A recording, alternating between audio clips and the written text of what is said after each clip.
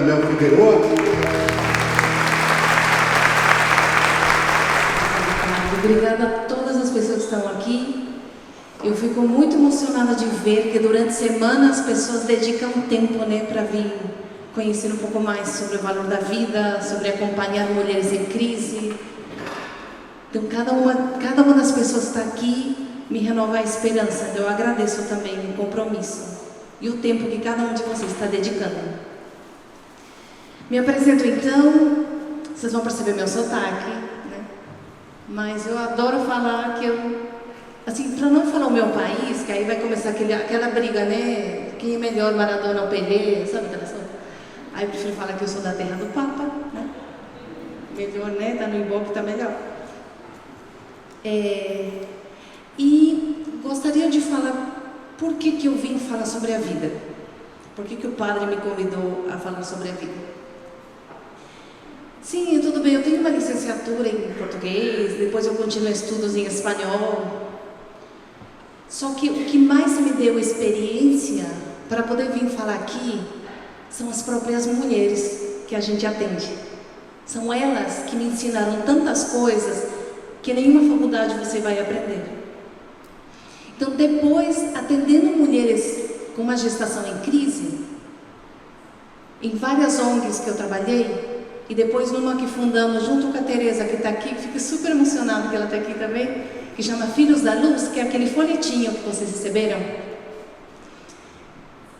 Foi com elas que eu aprendi que as pessoas precisamos de trabalhar a questão da educação sexual e afetiva, porque a gente não reflete sobre os vínculos.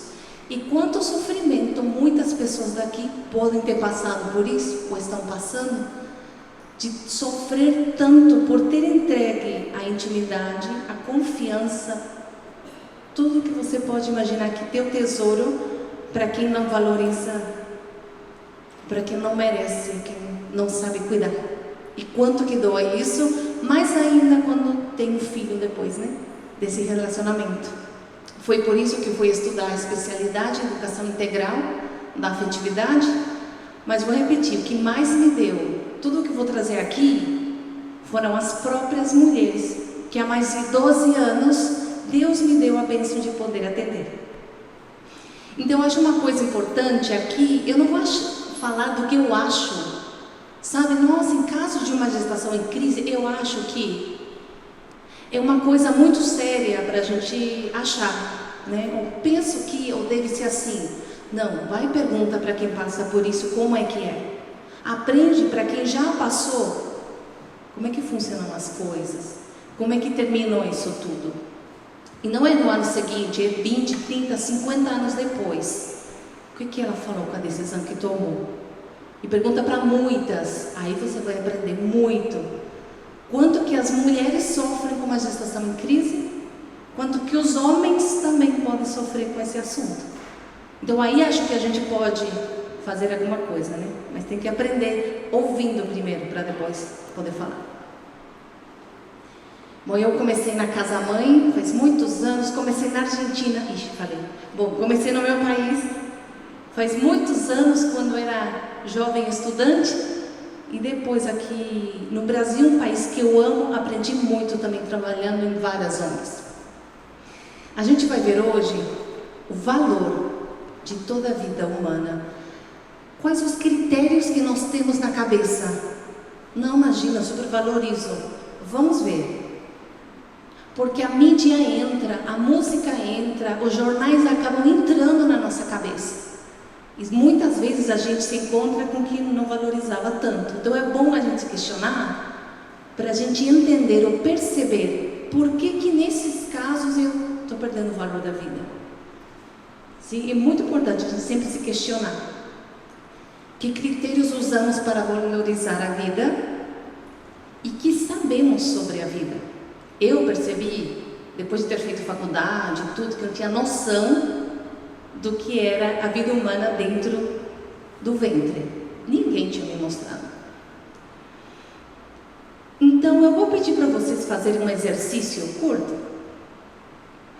de pensar essas coisas que vocês vão ver aqui, que vou nomear, Um joguinho, uma brincadeira.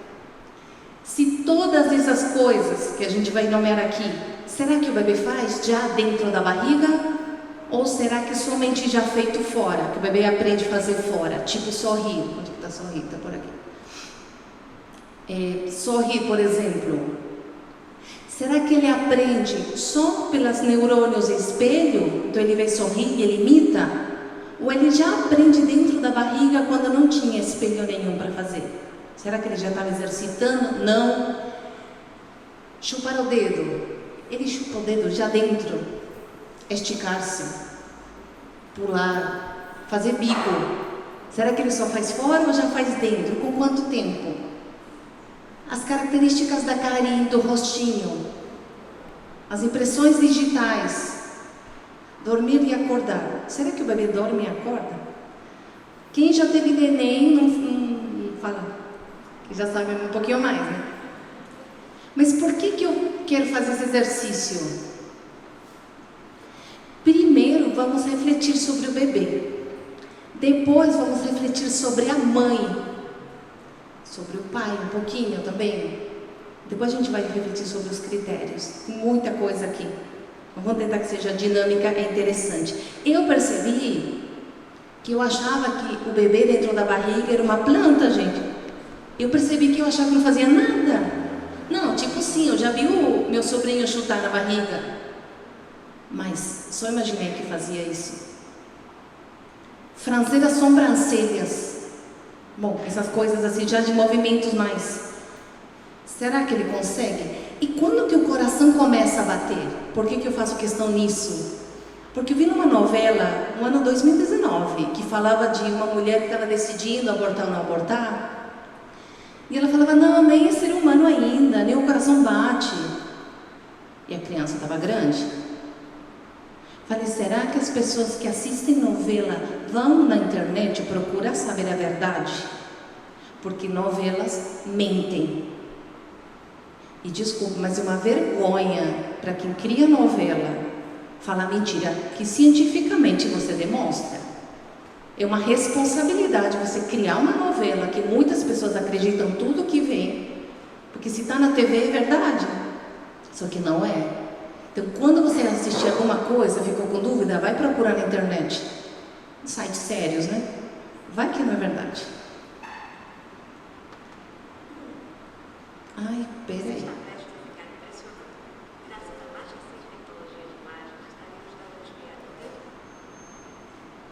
Como que eu faço com o som do vídeo? Pode deixar, vai rolar. Mas as pessoas não escutam? Aqui? Não, aqui ele tá pegando, tranquilo. Se você puder reproduzir o som daqui, vai pegar.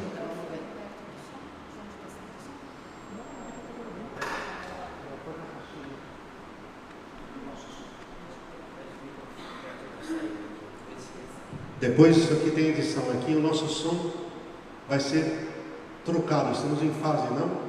Então hoje está meio que no improvisão. Você está prestes a ficar impressionado.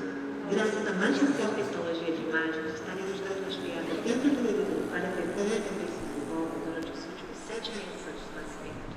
E como eles se mantêm ocupados no meio tempo. Agora vamos ver até que ponto se desenvolveu o pequeno ser humano em apenas 8 semanas.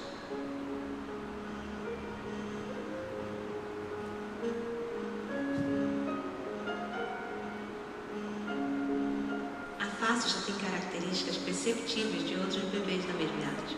E dia após dia aparecem novas características que tornarão a face desse bebê exclusivamente diferente de qualquer outra face que já existiu na história das faces.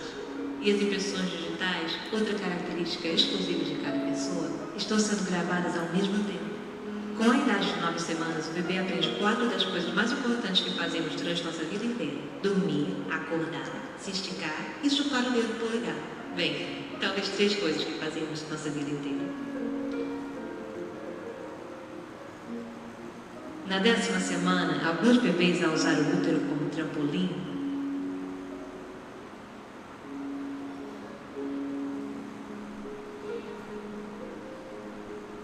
dão um chute, enquanto outros da mesma idade não estão nem aí. Nossos olhos e nariz são a parte do nosso corpo que mais coçamos. Felizmente, se forma no mesmo período em que o bebê aprende a se coçar. E tem os dedos para se coçar. O bebê até mesmo abre a boca para praticar o suspiro de alívio. Depois de acabar de se coçar. Em 12 semanas, quando a mãe tosse, o bebê acorda. Além disso, sem entrar em detalhes, um exame minucioso revelará que os pais deste bebê já podem parar de cogitar nomes de meninas. Além do mais, nessa época, o bebê começa a sorrir. Provavelmente é apenas coincidência que seja neste mesmo tempo que o bebê aprende a chutar, se curvar, se torcer, virar a cabeça, fechar o punho e dar murro.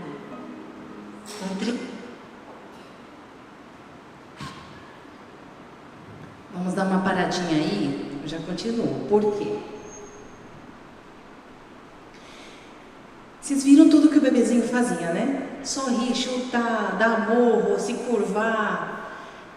Quem trabalha com embriologia chama do perfeito astronauta, porque como ele ainda é pequenininho, já tem todos os músculos e tem muito espaço, é o melhor momento. Então ele pula, dá voltas, ele faz um show quando a gente faz ultrassom. Esse é desse tamanho, 12 semanas. Depois, se vocês quiserem se aproximar, eu acabei de trazer de outro país, porque aqui não se consegue. Esses bebezinhos são de tamanho e peso real. Então são utilizados para nursery, para médicos, né, que trabalham com embriologia. O que é importante aqui? Por que eu parei? Depois a gente vai continuar. Porque exatamente nesse período, com tudo aquilo que vocês já assistiram, que a maioria dos países querem legalizar, já legalizaram fazer aborto, falando que não é vida. Então, se vai legalizar, fala o motivo real. Mas não minta para as pessoas. Não fala que isso aqui é um monte de célula, porque isso é mentira. Você tem outro motivo? Seja honesto para legalizar. No meu país, no ano passado, tentaram legalizar o aborto, falando até 14 semanas. Ainda a gente falta 13 a 14 para ver, está muito maior. Por quê? Qual era o motivo? Gente, no projeto estava escrito assim: por motivos razoáveis. Razoável. Porque era razoável até esse tempo. A gente vai ver o que acontece com a mãe, porque nós nos preocupamos e muito com as mulheres. Para quem chegou agora, eu estava contando, faz 12 anos que nós atendemos mulheres em crise. Então nós nos preocupamos e muito pelas mulheres. Mas é importante que elas saibam o que acontece. E eu esqueci de falar, por que eu estou aqui agora? Quem me motivou a estar aqui? Foi uma mulher chamada Aline. Quando ainda eu estava com algumas dúvidas e algumas questões, eu estava trabalhando em Jacareí, atendendo gestante em crise por telefone. A Aline tinha feito um aborto, sim, com pílulas. Ela me ensinou, e desculpe se eu estou tocando a ferida de alguém aqui, o que se sente, o que é fazer um aborto com pílulas, que não é nada simples, nem seguro, é muito sofrido, porque diretamente provoca as dores do parto, provoca o parto, é isso que as pílulas fazem. Só que a Aline viu o bebezinho dela sair, e ela entrou em pânico, porque quando ela viu que se mexia, aí ela percebeu que tinha mentido para ela, que era um monte de células, que ia descer. Por que mentiram para ela? Esse filho já não tinha volta. E foi tanto desespero que ela tentou colocar de novo. E ela que me inspira hoje a estar aqui, porque ela no telefone falou para mim: eu não sabia, se eu soubesse, eu não teria feito. Então é por isso que hoje eu estou aqui.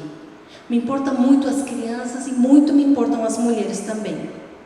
E agora incorporando os homens, porque a gente sabe quanto eles sofrem também. Então o que eu quero? Que vocês saibam a verdade, que vocês saibam que a gente pode fazer muito, e que é muito importante. Se vamos falar de um assunto, ser honestos, ir com a verdade que a ciência pode demonstrar.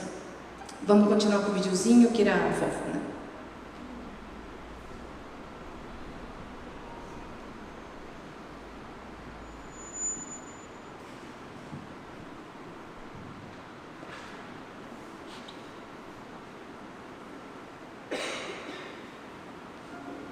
Você está prestes a passos que têm características perceptíveis de outras 3 coisas que fazemos na nossa vida inteira. Alguns bebês, ao usar o útero, dão um chute. Estes são a parte do nosso corpo que mais coça.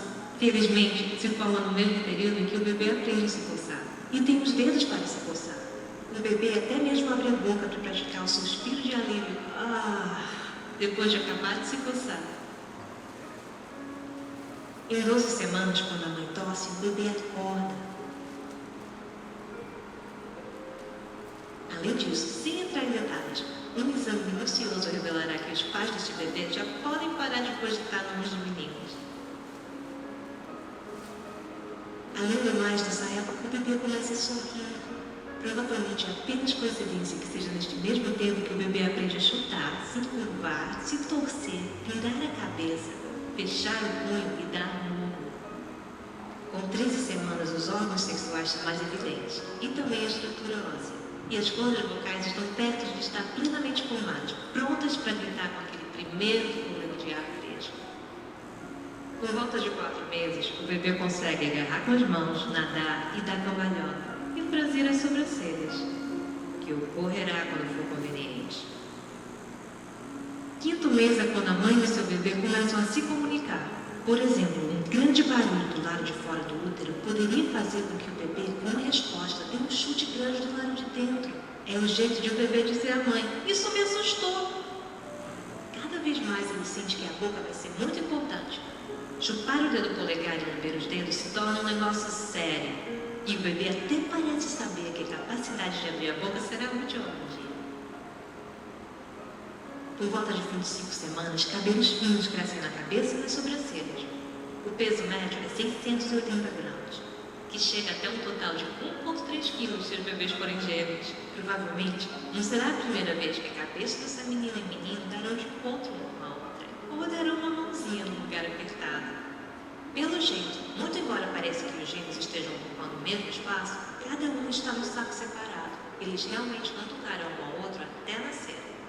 Nas últimas 12 semanas, o treinamento básico para o nascimento avança muito. 2 habilidades estão se aperfeiçoando no bebê: agarrar e fazer bico.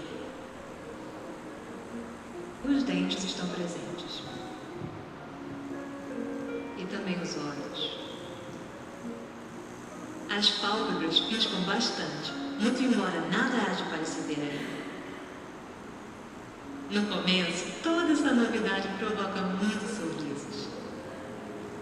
Mas depois de um tempo, qualquer coisa fica entediante.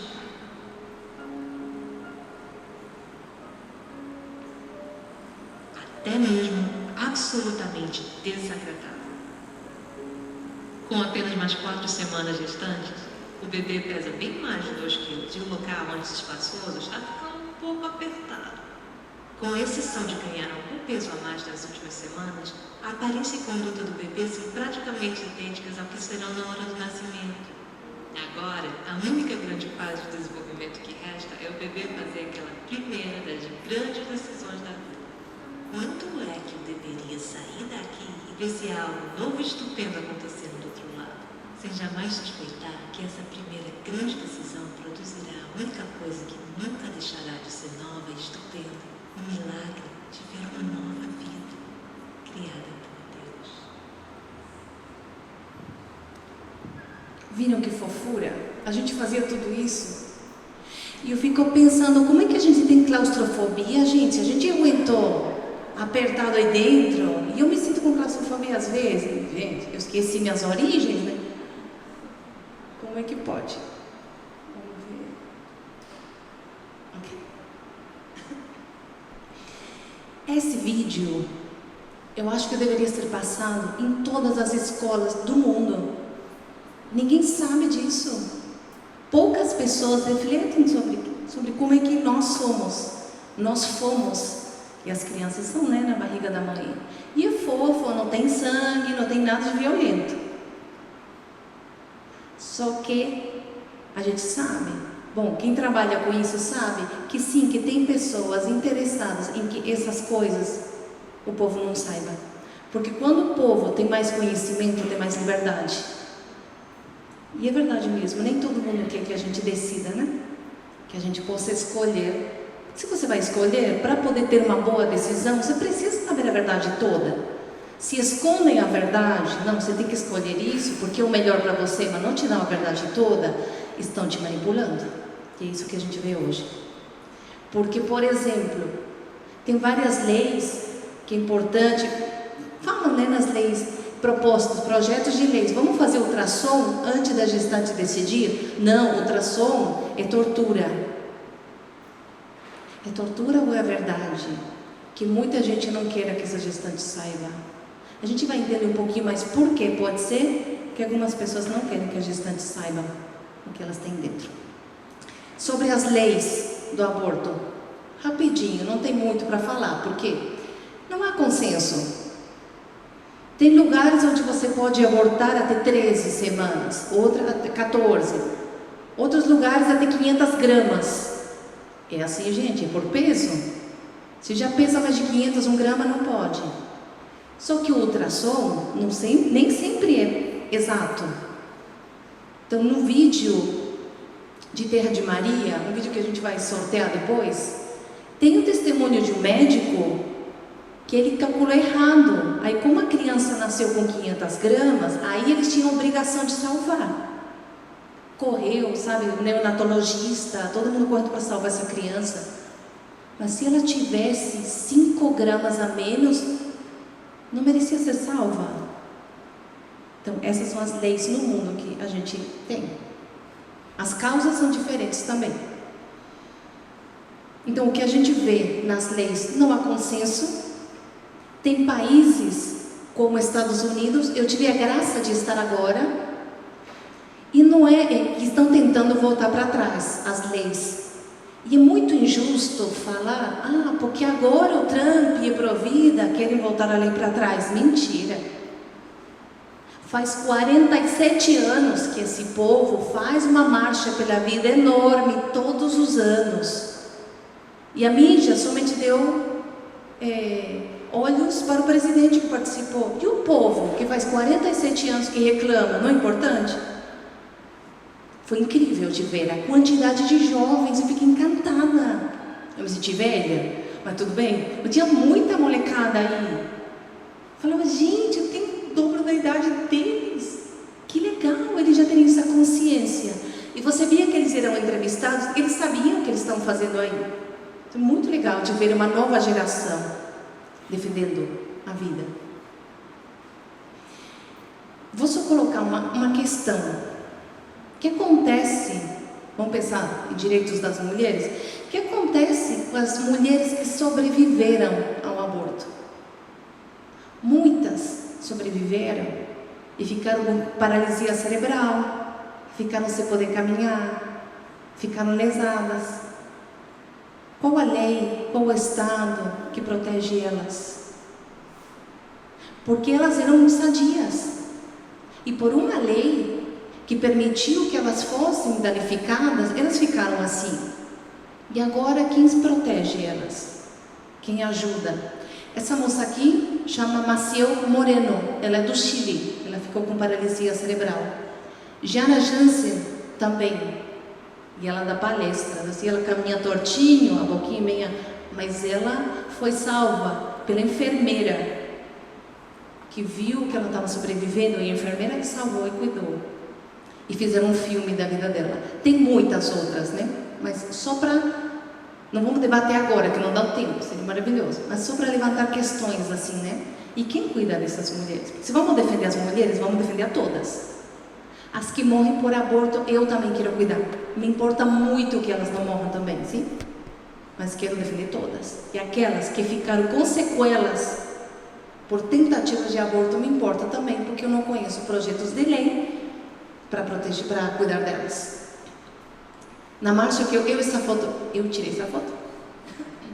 Achei muito legal, bem grande, estava escrito assim, direitos humanos, igualdade, né, de direitos humanos para todas as mulheres, as nascidas e as não nascidas. Se a gente quer uma igualdade, né? A gente viu um pouquinho o bebê. Vamos ver agora um pouquinho. Vamos nos preocupar agora pelas mulheres, pelas vidas dessas mulheres, dessas mães. Histórias e casos tem um monte. Eu posso garantir que o problema sempre estava antes da gestação. Só que a gestação, esse bebê, às vezes vem denunciar que essa mãe estava se conformando com muito pouco carinho. Que esse relacionamento, mesmo casados na igreja, não estava funcionando. Que a crise estava antes. Porque quase todos os casos que você conhecer, e pode ter casos aqui, que já passaram, que estão passando, se você perceber, tira esse bebê, o problema vai continuar. Porque tem muita gente que acha, não, aborta e solucionou. E a gestação seguinte, se a mulher não entender aonde que está o erro, se esse homem não entender aonde que está o erro, vai continuar repetindo, porque alguma coisa está acontecendo. E a mulher? Quem fala da mulher depois de fazer um aborto? Eu fiz agora um seminário que chama Projeto Esperança, criado no Chile, que vem de outros projetos que nasceram nos Estados Unidos. Tem tanta mulher com sequela pós-aborto, que vocês vão ver agora a quantidade de trabalhos para essas mulheres que, graças a Deus, existem. Porque as sequelas são muito graves e ninguém fala disso. Só assim, uma geral. Quem já ficou grávida sabe, né? É bem complexa a gravidez. Físico, até as articulações ficam mais moles, porque precisa a criança sair, né? Todo o corpo inteiro da mulher fica envolvido. O sistema imunológico, para não rejeitar essa criança, gente, fascinante se a gente pensar. O sistema imunológico nosso identifica uma bactéria, um vírus e tenta matar. Imagina identificar um bebê que tem outro DNA, porque o corpo é outro, né? O corpo não é outro? É outro, tem outro DNA, deveria ser assassinado. Mas o corpo da mulher faz o quê? Reconhece como filho. Olha o que é a maternidade biológica. Não só não mata a esse corpo estranho, mas acolhe, nutra e retém. Maternidade é biológica, sim. Para quem fala que é uma construção social, é biológica também. Hormonal. Gente, só quem já pariu sabe o que é, né? As mamas, que começam a doer, que começam a inchar. Apetite, quem tem fome, quem tem vômito, que ixi para um lado para o outro. Uma hora quer comer, outra não quer mais nada. Tem momentos que quer coisas absurdas. Quer comer tijolo, gelo. Eu já ouvi cada coisa, é muito engraçado. Tem mulheres que não conseguem dormir, tem mulher que dorme demais. Os hormônios que ficam nas suprarrenais disparam adrenalina. Aí a coitada não sabe se dorme ou acorda. 20, 40 anos depois podem acordar. Eu já atendi mulher que 40 anos depois começou com as sequelas pós-aborto. E vivenciou 40 anos de negação. Até tinha esquecido o que ela tinha feito. A gente vai ver por que é tão importante. Eu tirei de um livro que chama Miriam Porque Choras. Tem muitos livros, né? Mas tem esse aqui que o Dr. Júlio Fogel, obstetra e psiquiatra, ele realizou perto de 20 mil abortos. E Teresa Burke, que fez o livro, fala. Gente, também eu quis falar em português, tá? Então não liga o que está escrito. Qualquer mulher, independentemente da sua idade, do seu passado ou da sua vida sexual, fica traumatizada por destruir a gravidez. Frequentemente o trauma pode afogar-se no inconsciente e nunca chegar a aparecer, mas não se trata de um acontecimento tão indiferente ou inócuo como alguns querem fazer parecer. Há um preço psicológico a pagar. Pode ser alienação, pode ser afastamento do calor humano, talvez endurecimento do instinto maternal. Algo acontece no mais profundo nível da consciência da mulher quando ela faz um aborto. E eu digo isto enquanto psiquiatra. Por que é tão importante, se você tem uma amiga, se alguma pessoa aqui presente está passando por isso, homem ou mulher, homem também passa.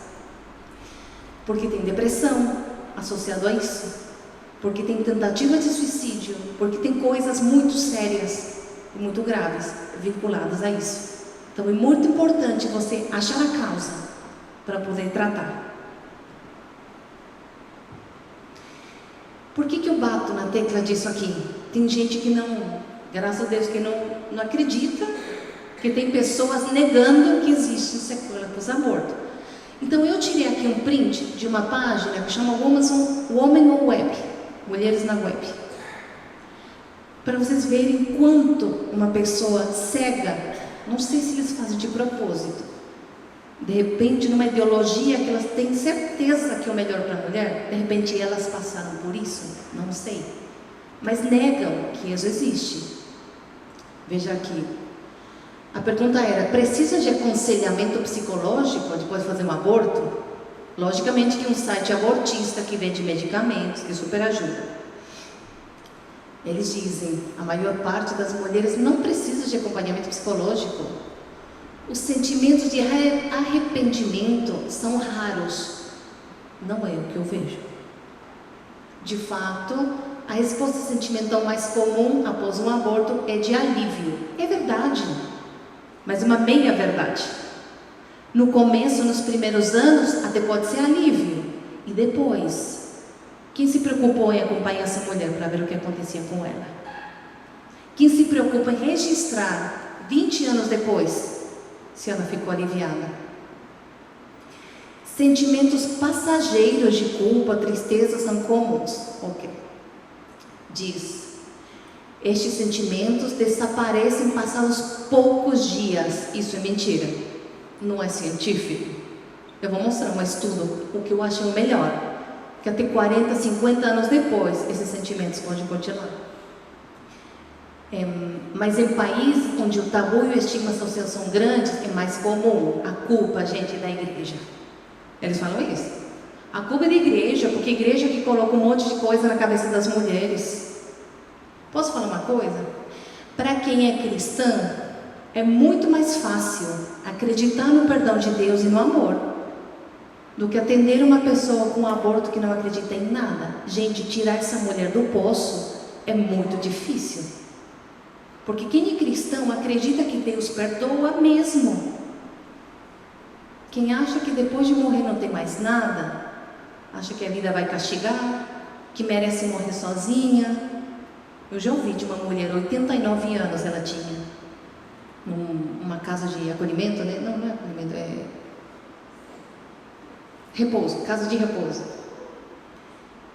Ela era solteira, uma vida maravilhosa, mulher super chiquérrima, tinha viajado o mundo inteiro, super assim, sabe, hippie, assim, da época dos anos 60, assim, fascinante de conversar essa mulher. Tinha estudado muitas coisas, era fantástica. E eu conversando com ela, eu falei para ela, nossa, eu falei, uma vida exemplar. Para que fui falar? Ela falou, exemplar nada. Aí ela falou, eu mereço estar sozinha nessa casa de repouso, porque eu matei as 2 filhas que a vida me deu. Vejam o autocastigo dessa mulher, de achar que merecia morrer sozinha por ter feito 2 abortos. E era ateia. Como é que você consegue reverter isso? É muito difícil. Então, se vamos colocar a religião no meio, deixa eu falar que pela experiência, pessoa que é religiosa é muito mais fácil de se perdoar do que quem não é. Olha o que recomendam aqui. Se não tem certeza de que o aborto medicinal, gente, essa associação de palavras estratégica, aborto medicinal, que o aborto é o certo para si, encorajamos-la a discutir essa decisão com um amigo de confiança. Você imagina uma adolescente de 17 anos que não sabe o que fazer da vida, vai perguntar para outro amigo de 17 que também não sabe o que fazer da vida? Porque quem que a gente pergunta? Para os amigos da idade. Adolescente perdido, vai perguntar para quem? Se é adulto já fica perdido? Por que eu vou fazer questão em adolescente? Por exemplo, a Jade, ela tinha 21 anos Quando ela postou a foto, suicidou. Ela postou a foto porque o aborto, ela disse que a decisão do aborto não deixava ela em paz. E ela não é de um país estigmatizado, nem onde o aborto é tabu. Ela era da Inglaterra, uma jovem britânica, mãe solteira, se suicidou um mês depois de praticar um aborto. Isso foi em 2016. Será que ela precisava conversar com amigos? Ou ela precisava de uma ajuda profissional mesmo? Então, é muito sério o que a gente recomenda. E aqui eu mostro o estudo sobre adolescentes e pós-aborto. E o melhor estudo que eu já vi, o mais completo, para quem é cientista aqui pode ter uma noção melhor do que é. 13.000 adolescentes foram acompanhadas. A metade abortou, a metade teve os filhos. Essas 13.000 foram acompanhadas, não 1, 2 anos, foram acompanhadas durante 25 anos. Vocês imaginam a magnitude desse estudo, né? Espetacular. Ixi, desculpa, obrigada.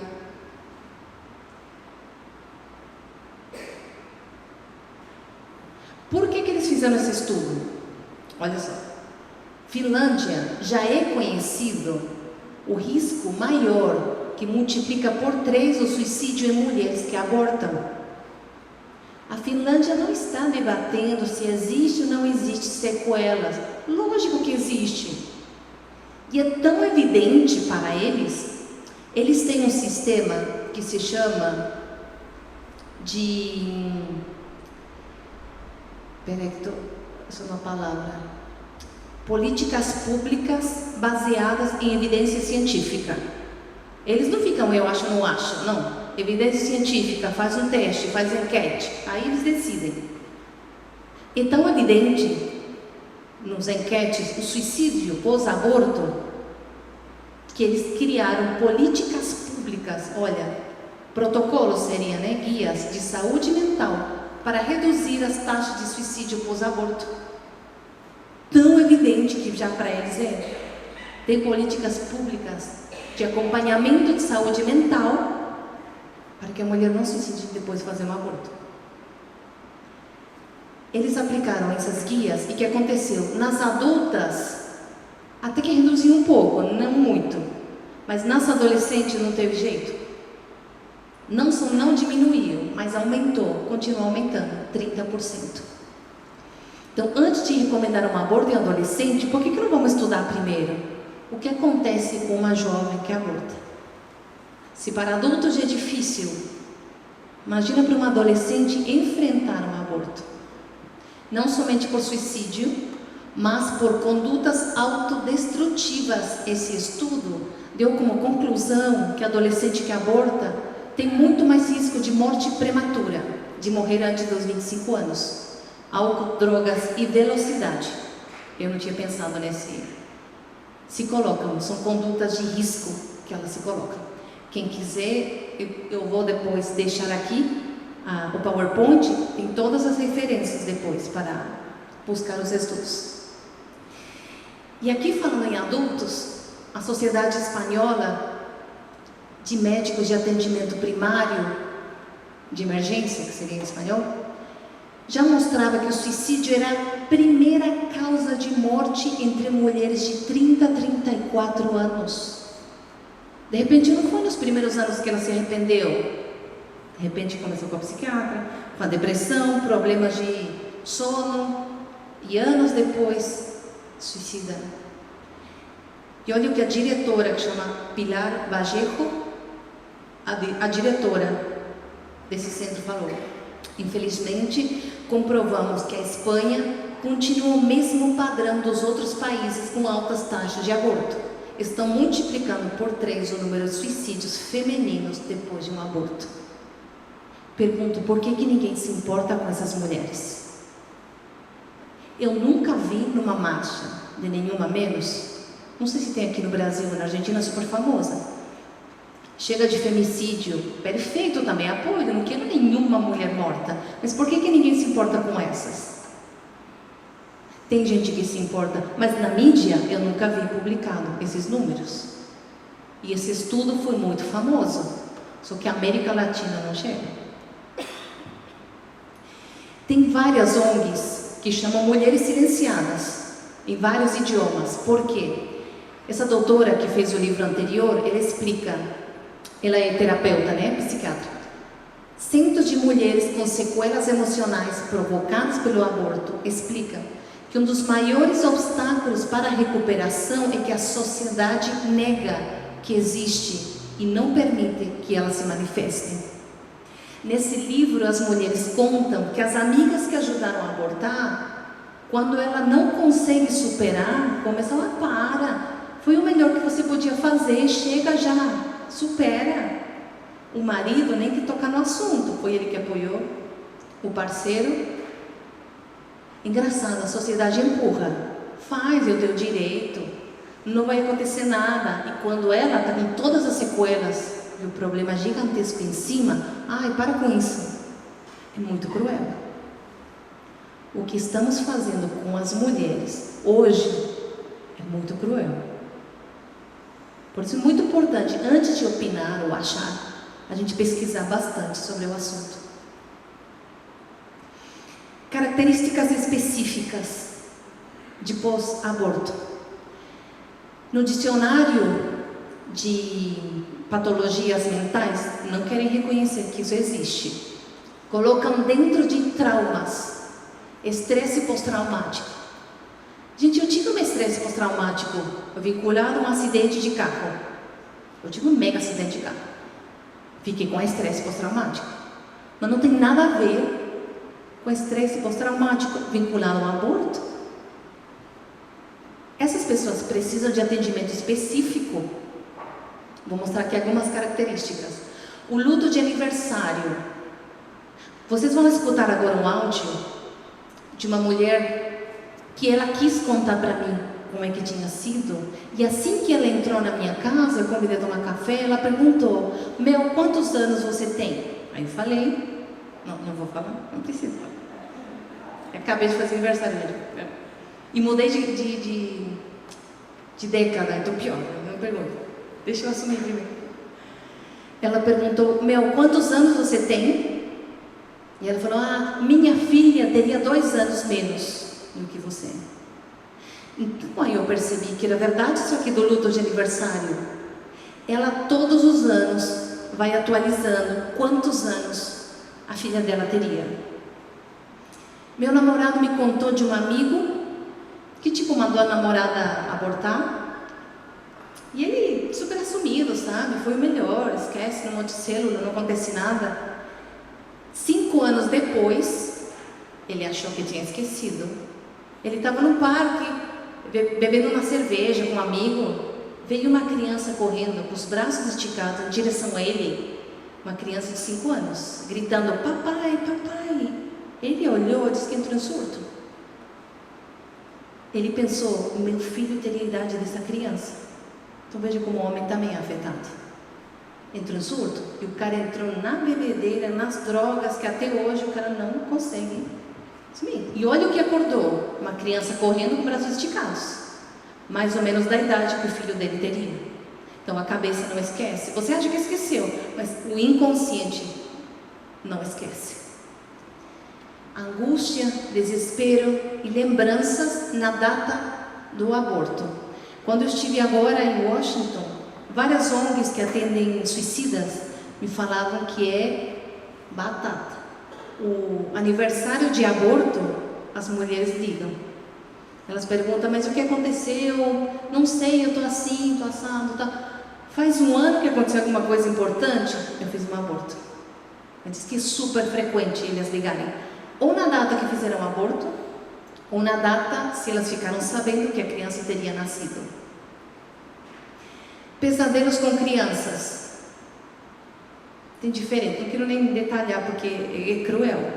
Só vou contar que eu atendi aqui no Shopping Morumbi uma mulher que fazia 7 anos que tinha feito um aborto.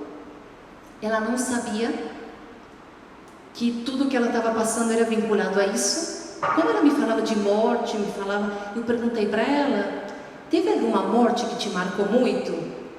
Aí ela: então, minha vovó morreu no ano passado, Aí ela começou a chorar. Eu falei, eu fiz um aborto faz 7 anos. Aí eu falei para ela, calma, não se preocupa, tem todo um acompanhamento para isso. E aí ela começou a contar e falava do meu menino, meu filho, o bebê, marcando o sexo, sabe? Aí eu perguntei para ela, você chegou a fazer ultrassom? Ela falou, não, e que eu escuto ele chorar de noite, e é choro de menino, sabe? Então aí eu vi que isso que eu tinha lido na literatura é muito real. Gente, não importa aqui o que eu acho, o que vocês acham. Importante que essa mulher está vivenciando. A Mel, eu não acredito que a alma da criança veio do além para torturar a mãe. Eu não acho. Mas essa mulher estava sendo torturada por um sono. No que ela acreditava? Isso é muito importante. Como não acreditar que elas têm pesadelos, insônia? Eu não gostaria nem de dormir se soubesse que quando for dormir eu vou escutar isso. Como negar o sofrimento dessas mulheres? E tem associações muito particulares, muito próprias de cada mulher, que atualizam o tempo inteiro o que aconteceu. Essa mulher, por exemplo, me contou que ela não sabia porquê, ela tinha uma rejeição absoluta à mulher vestida de onça. Sabe onça? Camisetinha de onça. Ela chegou a fazer fila no INSS. Sabe aquela fila de horas? Quando chegou no balcão, a mulher tinha camiseta de onça, ela começou a ficar irritada, maltratou a mulher e foi embora. Largou a fila, tudo, foi embora. Quando ela fez o acompanhamento, que para diminuir os sofrimentos te ajuda a identificar no momento de aborto, tudo que você associa, o teu cérebro associa, ela lembrou. A enfermeira que atendeu ela no hospital, quando fez o aborto, tinha uma camiseta de onça. Isso ficou super associado no cérebro dela. Teve uma moça super chiquérrima, essa aí do Chile, que ela uma vez estava saindo com um cara chiquérrimo também, porque ela só gostava de homem de top pra cima, né? Então, quando ele convidou ela para jantar, normal. Quando ele tirou o talão de cheque, caiu o cartão de crédito. E ela disse que fez um chilique. Começou a maltratar ele, fez um escândalo. E ela mesma depois se perguntou, por que eu fiz isso? Quando ela foi no Chile fazer o tratamento pós-aborto, aí ela associou. No dia que eu fiz o aborto, aquele namorado daquela época pegou o talão de cheque. De dentro caiu o cartão e me falou, vai, paga você que eu vou jogar golfe. Então, essa imagem ficou para ela com tanto ódio, que se repetiu uma coisa semelhante e ela explodiu. E ela nunca tinha associado que estava vinculado ao aborto, até não fazer o tratamento. E por último, uma pediatra também, que ela era ateia, ela fez um aborto porque não era nada, e depois ela até pensou, até deixou por um período a carreira, não conseguia atender crianças. Sentir choro de crianças era uma tortura. Ver uma criança da idade que ia se atualizando, né? Que o seu filho teria, seu filho, ela pensou em largar a carreira, até que depois ela fez o tratamento pós-aborto, muito mais difícil, porque ela era ateia, até que finalmente conseguiu superar anos, e conseguiu voltar a exercer. Então olha que perigo, que até a carreira uma pessoa pode perder por um luto pós-aborto.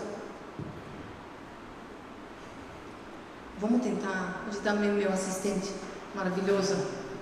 Eu vou colocar um áudio de uma pessoa, aquela que eu contei da camisa de onça, que foi na minha casa. Eu não filmei ele, eu só filmei o que ela gravei, né, o que ela falou, para vocês identificarem esses sintomas que eu falei para vocês.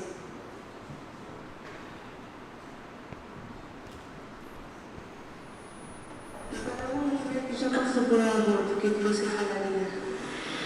Assim, sobre o trabalho de fazer projeto Raquel, de superar esse aborto? Sim, eu acho que tem que ter ajuda tanto psicológica e ajuda religiosa. Tem que ter um padre, ou tem o projeto Raquel, lá tem o pessoal que já é preparado para isso, mas tem que ter essa estrutura religiosa também. Porque a gente precisa de Deus acima de tudo. Só quando você entende que tem esse Deus que te ama independente de tudo isso, você consegue começar a se enxergar no meio, olhar para você de novo com dignidade. Porque eu falo por mim, eu acho que foi um caminho muito longo.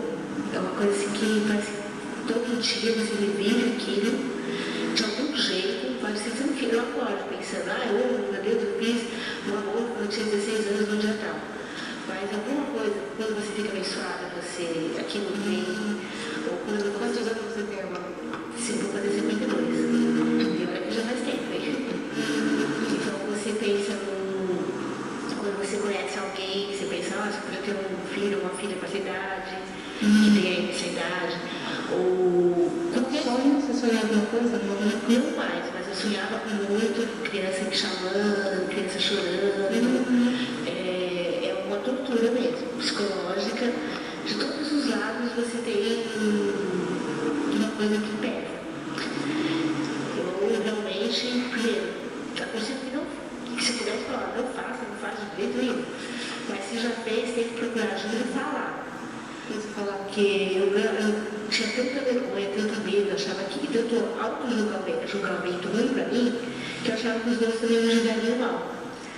E olha, quantos anos depois eu tenho os alunos? Dois. Há 2 anos atrás, que realmente consegui falar. Já falo, escrevendo.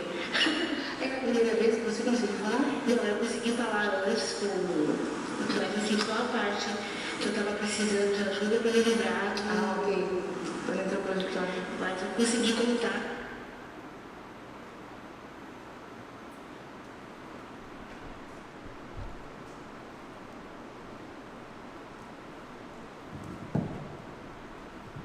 Bom, não sei se deu para ouvir, mas ela conta que ela tem 52 anos e que ela fez com 16. Então, olha quanto tempo depois ela continuava com os sintomas. Quando eu estava na marcha, tirei foto de um grupo de mulheres que trabalham com isso. Eu me arrependi do meu aborto. E o grupo chama Chega de Silêncio. Não mais silêncio. Muitas mulheres feridas por isso e se associando para dar força e apoio a outras mulheres que passam por isso. Eu só peguei assim algumas que eu conheço na internet, todos os trabalhos para ajudar mulheres que passam por um pós-aborto. Não sou provocado, espontâneo também, porque uma ferida que sangra e precisa ser fechada. Mas olha quantos da Itália, da Espanha, Estados Unidos, aqui do Brasil. Quem nega que isso existe, desculpa, realmente não sabe. Eu quero acreditar que porque realmente não sabe, porque existem muitas associações. Vamos fechar essa primeira parte. O que eu gostaria de refletir? Primeiro, que os filhinhos, vamos pegar na idade que eles geralmente querem legalizar, gente, nenhum ser humano merece a pena de morte. Não importa o que os pais fizeram. Não importa o que os teus pais fizeram, se te desejavam ou não, nenhum de vocês merecia morrer pelo que teus pais fizeram. Nenhuma geração merece morrer, seja o motivo que for. Mas preocupado também com as mulheres, gostaria de falar que nenhuma mulher merece o castigo do pós-aborto. Não existe motivo suficiente para que uma mulher mereça esse castigo. Por isso eu gosto de falar, vocês trabalham para evitar que as crianças sejam abortadas? Sim, mas também trabalhamos para evitar que a mulher caia na trapaça do aborto. Porque a mulher e o pai, a mãe e o pai dessa criança, também precisam se salvar de fazer um aborto. que as consequências são muito pesadas. Então agora vamos outra etapa, ok? Então eu vou pedir que vocês me acompanhem, mesmo, vamos fazer de conta, né, que eu não sou loira, que eu posso propor coisa importante, tá? Me segue. Vocês me acompanham mesmo. Dá para ver aqui que é um cofrinho. Sim, perfeito. Ixi, vamos lá, peraí.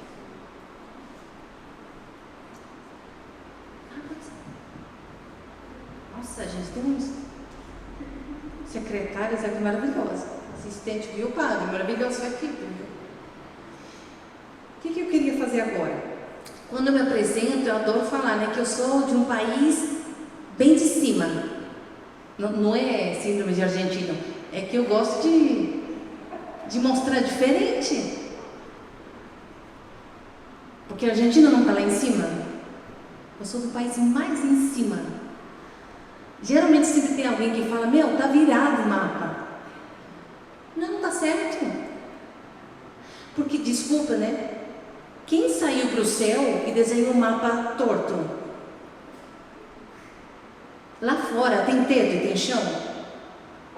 Então, quem planejou que os países desenvolvidos estão lá em cima?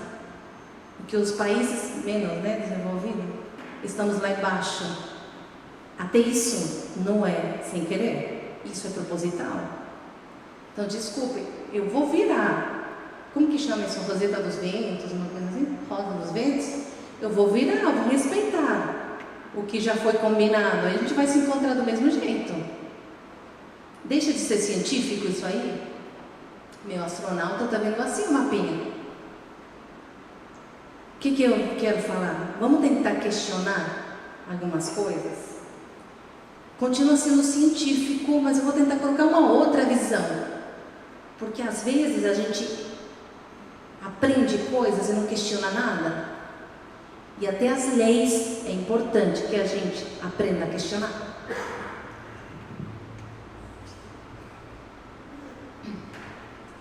Eu vou deixar para resolver um enigma para o final.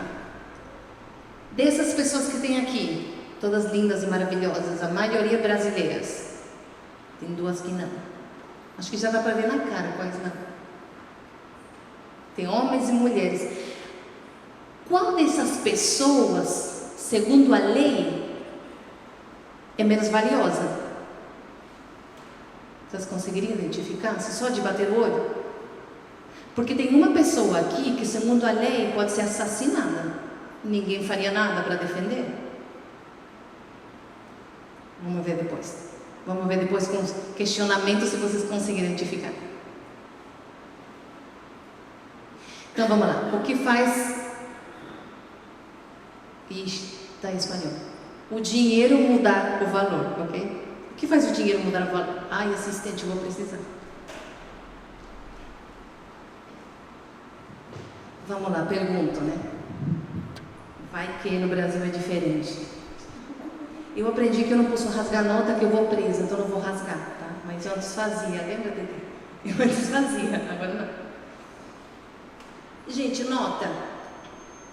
Mas aqui que tem um parlante aí. Obrigada. Uma nota, essa nota é de verdade, tá?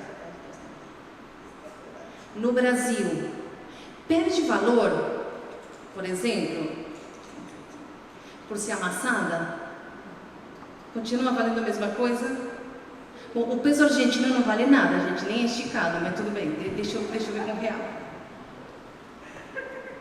O tamanho, tipo, o euro é gigantesco, mas um euro, que é muito maior, vale mais do que essa nota de 50 reais? Então, tamanho de nota também não faz nada. Okay. Falei que ele é ridículo, me acompanha. Vamos. Se estiver rasgada, se faltar uma partezinha, eu colo. Não sei, eu colo, durex, gente, o que for, eu recupero. Se for nota de 100 ainda, meu, sabe aquilo que você lavou, estico, assim, sabe, no azulejo da cozinha, recupero. Faz o que for para recuperar. É a mesma coisa aqui? Você recuperaria?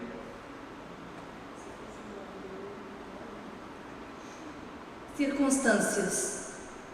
Se você achar uma nota numa favela, no chão, de 50 reais. É a mesma coisa que achar no shopping Guatemi? É 50 reais. É a mesma coisa. Mas a origem para muitas pessoas aí faz diferença. Gente, você acha uma nota do lado de um cocô de cachorro? Ah, lava a nota, lógico. Empurra com o pé, né? Tenta afastar. Com o pé, a bichinha. 100 reais, gente. Lava um pouquinho, esfrega, né? Coloca a luva, recupera. Eu também. Dá um pouquinho de trabalho, mas dá para recuperar a nota. Tempo de emissão. Tira uma dúvida. Sabe aquelas notas novinhas, durinhas, assim, parece cartãozinho, papelzinho duro? Tem o mesmo valor assim que foi emitida. É mais valiosa ou menos valiosa que uma javelinha? É o mesmo, né? Aqui a mesma coisa, ok. Na Argentina também. Dono. Ah, não consigo, se você me fala, não consigo falar. Tem direito de destruir o dinheiro que é compartilhado? Eu estou brava com ela. Vai saber o que ela fez. Ela enfiou o microfone na minha boca. Eu fiquei bravinha. Essa nota era nossa. Eu tenho direito de rasgar, de quebrar, de queimar. Até eu falaria nem que fosse sozinho. Eu já vi um carinha, desculpa, muito, muito, muito pequenininho de cabeça, querendo, né, se fazer de, como que chama aqui, de bacana, não sei, de legal, que como um passou na frente dele e falou, não, deixa que eu pago. Ele falou, então tá. Ele pegou assim e catou fogo numa nota de 100. Só, sabe, pra se fazer de top, de quê? Tem direito? Quando tantas pessoas passam fome, você tem direito de queimar uma nota? Muito menos se for compartilhada, né? Então vamos lá. A gente viu, né? Dinheiro não muda também aqui não, na Argentina, imagino que em todo lugar do mundo, nem pelas características físicas, nem pelas temporais, nem pela circunstância, né? Porque o importante de cada nota está no código que elas têm. Todo lugar do mundo é a mesma coisa. Esse código diz que essa nota é única, é irrepetível, não? E essa nota em si, o papel não é importante, mas ele representa uma coisa valiosa. Representa 50 reais em ouro no Banco Central. Então, o que você vê não é importante, o importante é o que ela representa. Isso ficou claro? Isso é óbvio, né? Vamos lá. E o ser humano? O que faz ele mudar? Vou guardar o cofre. As características físicas. Lembra da nota amassada, sem uma parte rasgada? Será que eu valorizo o ser humano quando ele é totalmente deforme? Eu falo para minha amiga que nasceu com um neném super deforme, com a mesma alegria que se fosse um bebezinho bonitinho? Muita gente não. E se faltam pernas, braços, a gente fica com dó, que eu não ficaria com uma nota não. Por que será?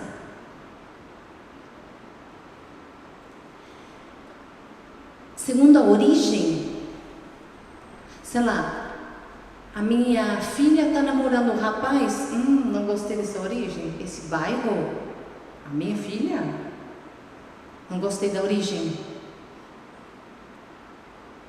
Uma coisa são os valores que essa pessoa traz, mas eu vou ter o preconceito porque vem de um bairro e não vem de outro. Ixi, acho que estamos tendo uns critérios meio misturados aqui. Se eu vejo um morador de rua, que cheiram, fedido.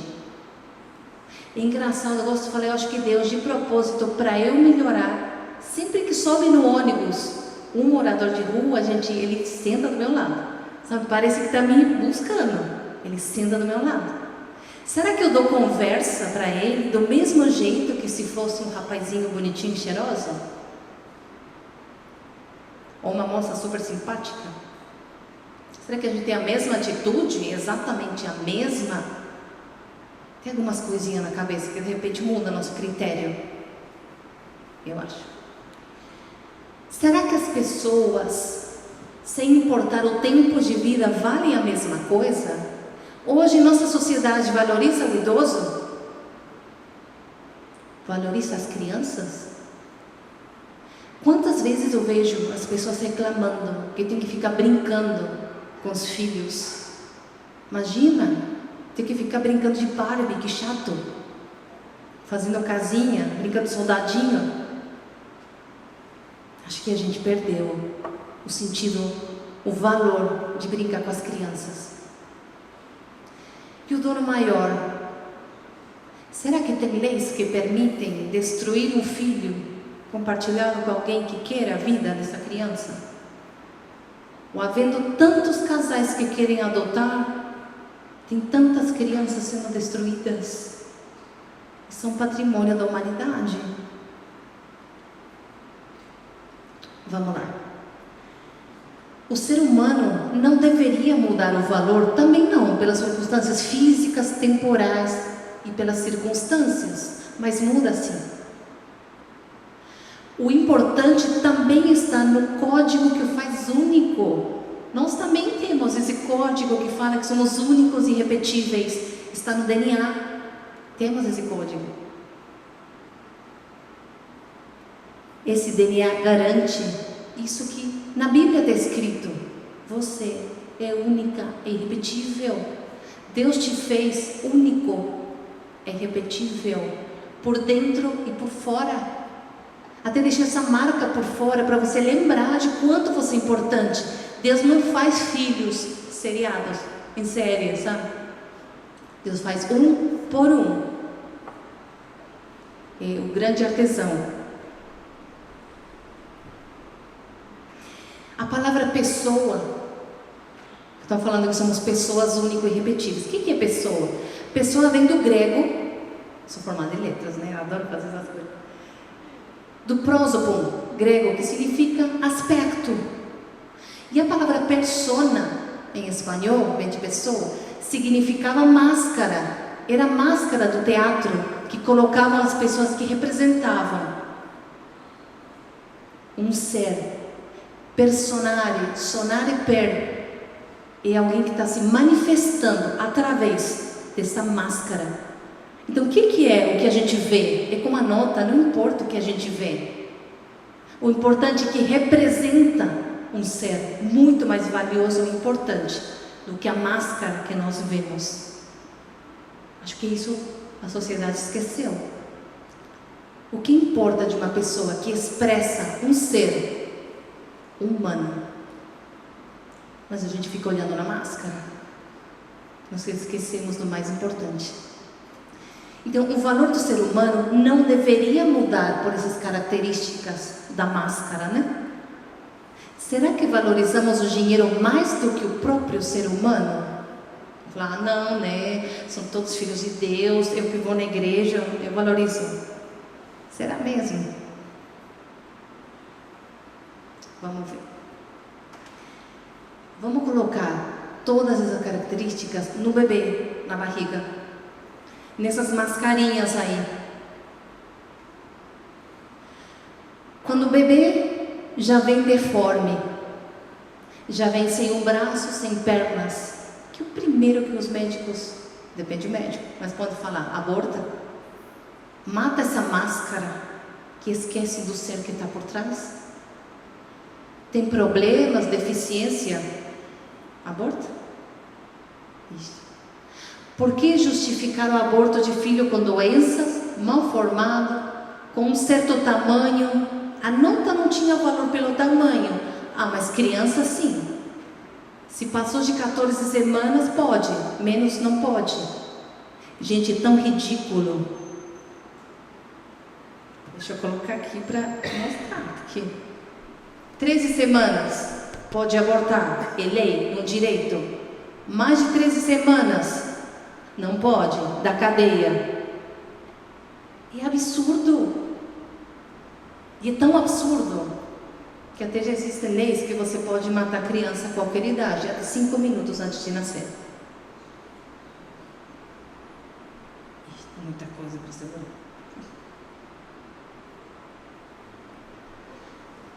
A genética moderna ajudou muito, mas também prejudica, porque hoje as pessoas fazem teste. Vamos ver se está perfeito. Se o bebê não vem do jeito que eu quero, aborta. O essencial da pessoa mudou? Não, é que eu acho que ele não vai ter qualidade de vida. Desculpa. Por que você se acha superior? Você acha que você é mais feliz do que ele? Eu garanto para vocês que as pessoas com síndrome de Down são muito mais felizes do que a gente. Gente, eu nunca vi um síndrome de Down emburrado por muito tempo. Eles ficam emburrados, mas logo passa, eles perdoam rápido. Eles são muito mais felizes do que nós. Eles sabem valorizar a vida muito melhor do que nós. Quem somos nós para nos acharmos superiores às pessoas com deficiência? Esquecemos que esse corpo, essa máscara, representa alguém mais valioso. E o que pensa a sociedade hoje sobre eles? É isso mesmo, eles não são valiosos. Vale menos do que uma nota, gente, não vale nada. Aborto é solução para os 100% dos casos na Finlândia, Islândia, com síndrome de Down. Um obstetra, Peter McParland, no Hospital Maternidade Nacional da Irlanda, deixou em choque os que ouviram. Ele tentou sensibilizar, porque o país sofria muita pressão internacional, para aprovar o aborto. Islândia já não nascem crianças com síndrome de Down. E eles com muito orgulho anunciaram isso. O que aconteceu? A raça ficou pura? Se purificaram? A genética? Não. Identificam cedo, matam logo.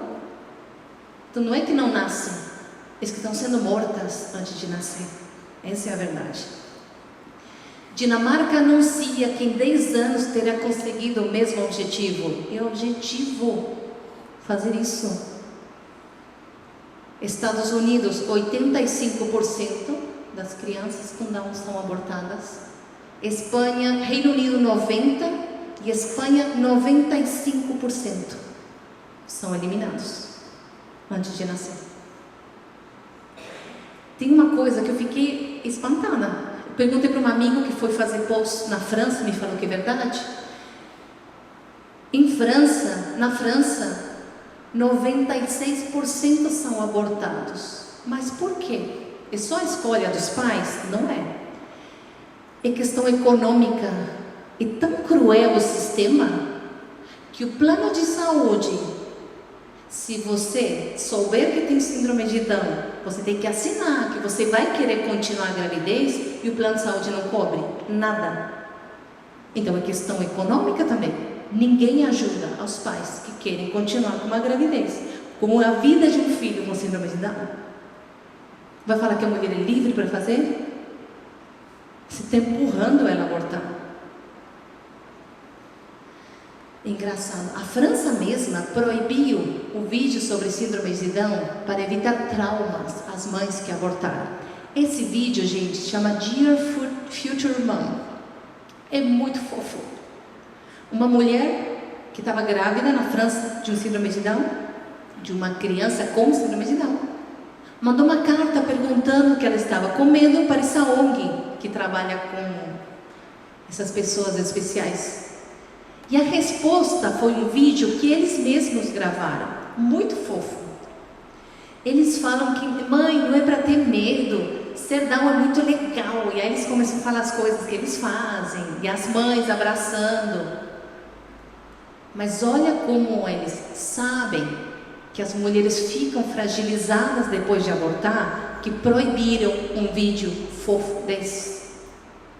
Então fala que não existe a sequela pós-aborto, mas te proíbem um vídeo desse. Que psique fragilizada é essa? Que não pode nem assistir. Tá vendo como tem incoerências?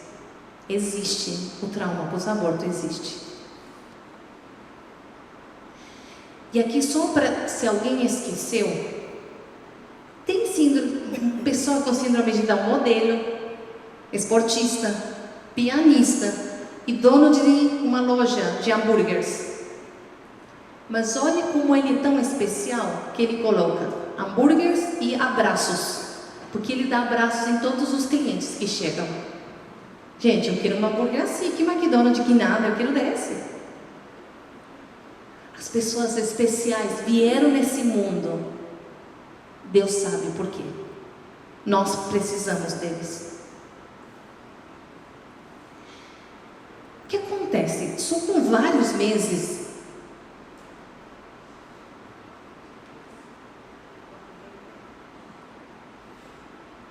tipo esse aqui, dá para ver esse bebezão gigantesco? Esse nem chega em 5 meses.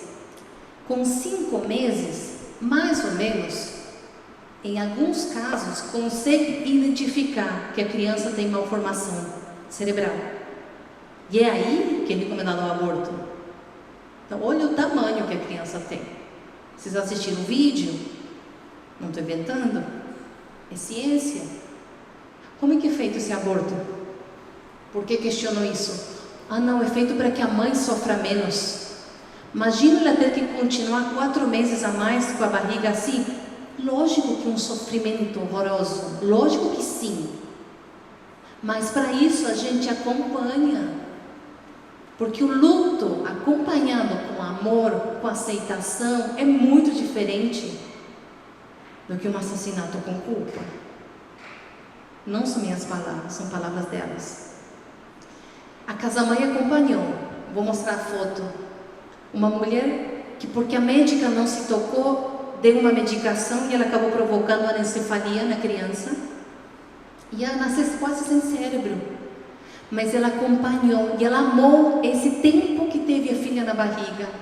O irmãozinho dava beijo na barriga, o papai falava. A Maria nasceu e viveu 100 dias. Mas foi um luto muito tranquilo, foi em paz.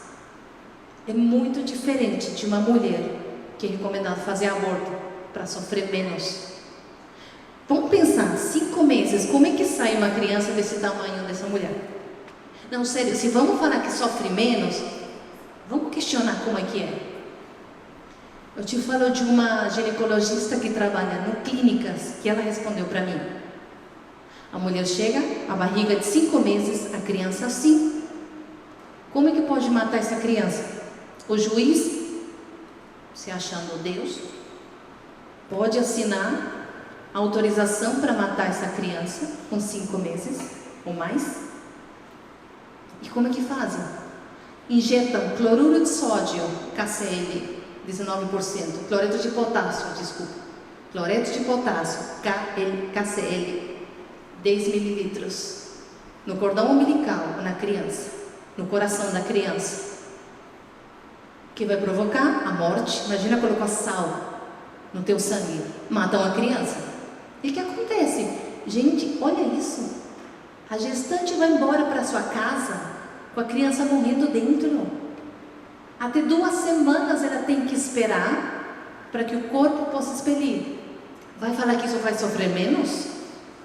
Tenha coragem de falar que isso faz sofrer menos uma gestante? E se o corpo não provocar o parto, ela tem que voltar 2 semanas depois para provocar o parto. As dores de parto ela vai ter igual. O sofrimento, eu garanto, não porque eu acho, porque eu já vi a comparação, é muito maior desse jeito do que se você for acompanhada com psicólogas. Vai sofrer, mas é muito diferente o luto rodeado de amor que um luto feito dessa maneira. Eu já ouvi gestante que fala: eu provoquei a morte dele. E ainda fiquei sabendo que tem uma grande margem de erro. É verdade. Muitas crianças diagnosticadas com grandes doenças, depois nasceram, não era tão assim. E outra, poderia ter amado, mesmo assim, a mulher fica com esse remorso. Que custava? Era mais 4 meses. Eu que fiz, como é que eu falo para meus filhos? Esse sofrimento não desejo para ninguém. E dá para evitar, sim. Dá para amar? Dá. Pessoas com microcefalia. O que é a microcefalia? Que o povo ficou horrorizado com o negócio do Zika. É simplesmente ter o cérebro um pouquinho menor do normal. Isso já é microcefalia. Essa moça aqui, Laila, faz faculdade, só usa o chapéu e fica grande, gente. Não tem mais nada. A Mariana, que já tem síndrome de Down, é da nossa paróquia, ainda desenvolveu microcefalia depois de nascer. Não é só antes, depois pode desenvolver também. Ela pula, brinca do mesmo jeito. O Luiz já é um caso mais sério, mas é o companheirão da mamãe e é super amado, e ele também ama.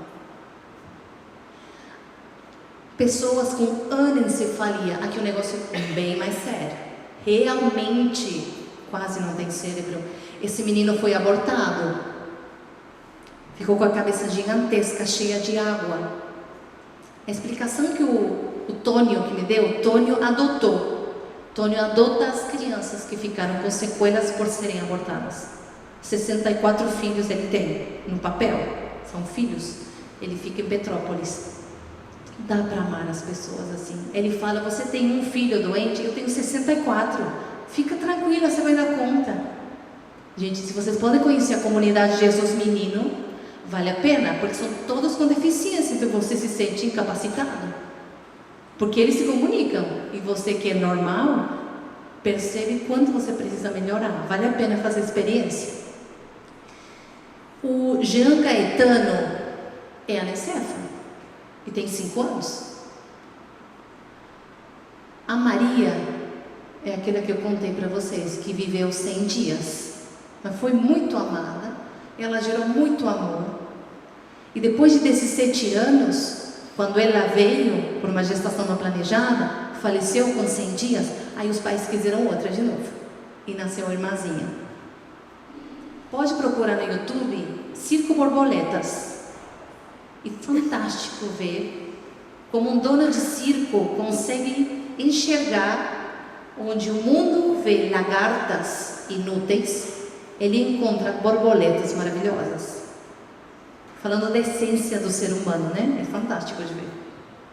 O ator principal realmente não tem pernas e não tem braços. Então você pesquisar a vida dele, o Nick Vujicic, é fantástico também, um ensino pra gente. Quais são os critérios que nos influenciam, que nos cegam hoje? Vou colocar primeiro um vídeo que segue e depois a gente volta nos critérios, ok? Essa modelo chama Amada Rosa Pérez. Essa é uma parte de um vídeo, de um filme, que chama Terra de Maria, que eu vou sortear depois. Sabe aqueles folhetinhos que vocês receberam? Atrás está escrito que vocês ganharam. Alguns ganharam. Nesse filme tem vários testemunhos sobre a questão do aborto. E ela é uma mulher que abortou. Ela chama Amada Rosa Pérez, é modelo colombiana. É uma história de vida real, e vocês vão escutar o que ela fala, e quero que vocês lembrem daquilo de sequelas pós-aborto que a gente falou, ok? E a gente depois volta nos critérios, e aí a gente vai entender por que a gente perde o valor da vida hoje.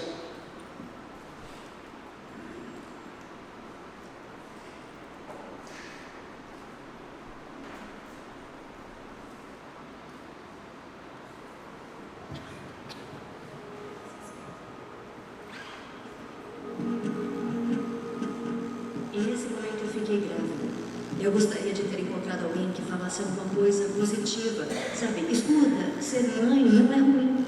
Ser mãe é uma bênção, não uma desgraça. Como mostram hoje nossa cultura e o mundo, que nos bombardeiam com um monte de besteiras, que vai estragar a sua vida, que você não vai longe, que antes vem suas metas, suas coisas, realizar-se como mulher, como profissional. E nesse momento em que eu estava sozinha, eu falei com algumas pessoas, umas poucas pessoas ao meu redor, e elas disseram essas coisas. Eu fiquei com muito medo, não tinha dito aos meus pais, e decidi me desfazer do meu bebê.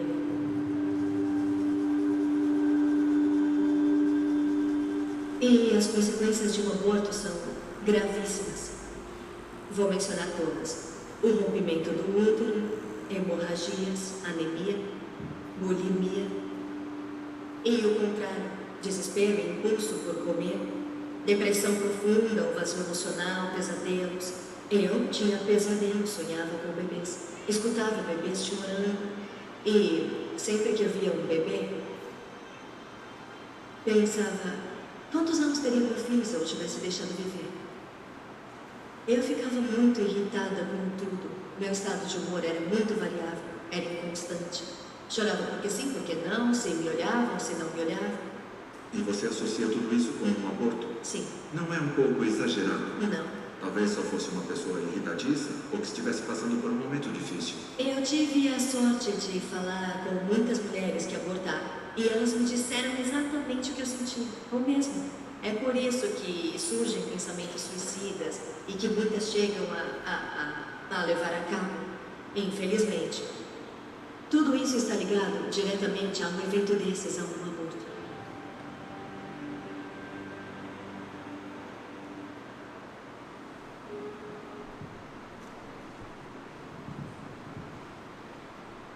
Deu para ouvir os que estão lá no final? Sim? Ok.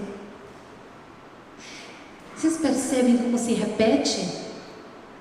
Sonhar com crianças, ficar pensando quantos anos o filho teria. Essa mulher da Colômbia, famosinha. Aqui eu mostrei, aqui do Brasil. Não conheço uma outra. São características que realmente dá para identificar. Vamos ver as causas. O que as pessoas falavam? Vai estragar sua vida, sua carreira. Não era nem que a criança venha com deficiência, era outra causa. Vamos ver esses critérios, de onde que vem, que surgem. O critério egoísta. Quantas vezes a gente decide sem pensar por esse critério? É o critério do querer. A minha liberdade individual, meu próprio benefício. O filho tem que chegar como eu quero, senão eu descarto, e quando eu quero. Agora não posso ter. Não, tudo bem. É muito difícil quando um filho chega sem planejar. É muito difícil mesmo. Mas é muito bom você trabalhar, que de repente Deus te manda por alguma coisa. Que você, se esse filho chegou, é um sinal para a tua vida. E se você chegou no momento em que teus pais não planejaram, lembra que alguém superior sabia que era o momento de você chegar. Agora ela não pode ter. Eu escuto muito, mas ela já tem. Então engano falar, você não pode obrigar a ser mãe. Lógico que ninguém pode obrigar a ser mãe, mas uma gestante já é mãe. Isso que estão negando, que ela já seja, mas ela já é. Não pode vir, já veio, só que está dentro do cofrinho, não dá para ver, está dentro da barriga.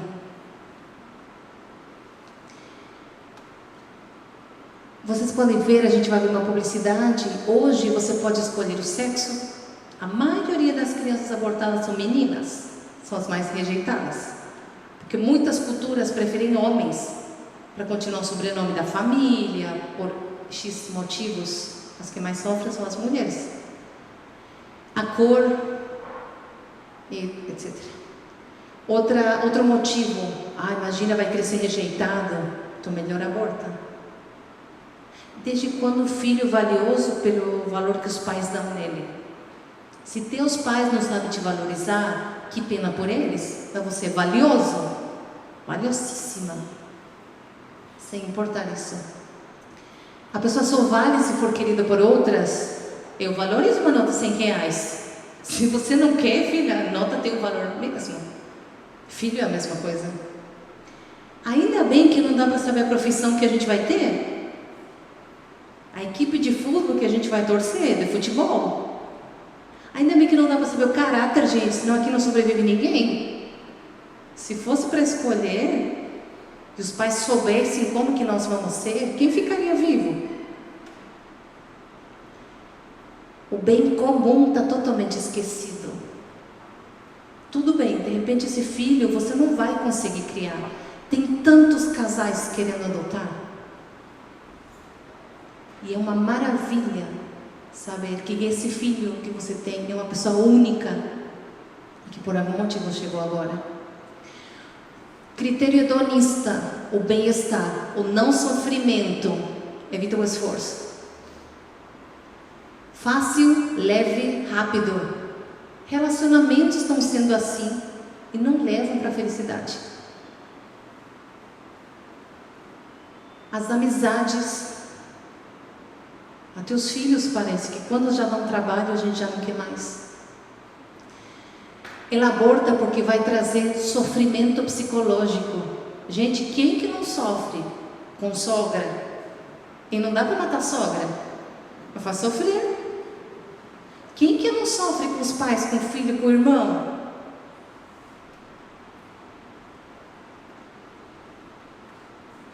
Esse amigo que eu contei que foi na França, ele fez cardiologia fetal. Imagina que fantástico, cirurgia intrauterina. Ele estava aprendendo a mexer com um aparelho de ultrassom fetal. Aí eles descobriram que o bebezinho tinha um sopro. O sopro é uma coisinha do nada no coração, que tem pessoas que vivem a vida inteira nem ficam sabendo, só pode dar problema com anestesia, em geral. O médico teve que fazer a mãe assinar que foi recomendado o aborto. E ele ficou espantado, ele falou, peraí, você vai abortar a criança porque tem um sopro? Então ele falou, que se essa criança no futuro dá trabalho, a mãe pode me processar por não ter recomendado abortar antes. Nesse ponto chegam as leis, quando a mentalidade do descarte do ser humano entra na sociedade. A mesma coisa, né? Ainda bem que não dá para saber se vai ser rebelde, desagradecido, porque todos seriam descartados, né? Último critério mais forte, o utilitarista, o ser útil. Essa criança tem que ser útil para mim ou para a sociedade. Aquele preconceito que já falamos, né? Não vai ter qualidade de vida, então não deve continuar vivendo. Imagina, não vai poder estudar, não vai trabalhar, não vai casar, vai servir para quê? Repito, né? Quem somos nós para achar-nos superiores às pessoas especiais? Ou achar que qualidade de vida é trabalhar feito um louco? Não pode ser independente? Vai atrapalhar a vida dos outros? Como vai se manter? Gente, desculpa, minha mãe hoje não é independente, atrapalha a vida dos outros e os filhos temos que manter ela. Isso me dá direito a matá-la? Vamos matar a avó, né? Coitadinha. Já está tão velhinha. Para viver assim, melhor morrer agora, né? Dá risada, mas é isso que a eutanásia faz. É descartar o ser humano, olhando só para a máscara e esquecendo o que ele representa.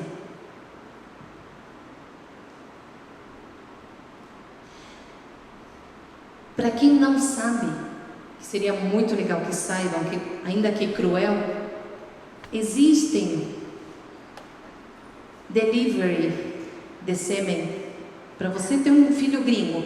Eu quero um filho gringo, porque latino não gosta, moreninho não. Eu quero um gringo assim bonitinho, que nem esse. Eu não quero um magrelinho, eu quero um fortão, atleta. Você escolhe. Olha, gente, raça, está escrito aqui. Cor do cabelo, cor de olhos. Você escolhe o sêmen que você quer. Eles enviam, você injeta, pronto, o filho como você queria. Por isso eu te falo, ainda bem que não dá para colocar caráter, profissão. É horrorosa a cultura que estamos gerando do ser humano útil. Porque imagina, se eu tiver um filho bonito, nossa, eu sou a mãe. E se for feinho? Se a máscara desse ser humano maravilhoso for feinha, então vale menos? É assim que a gente está vivendo. Gente, que inclusão social estamos falando, né? Então, a nota tinha um código, a pessoa tem o DNA.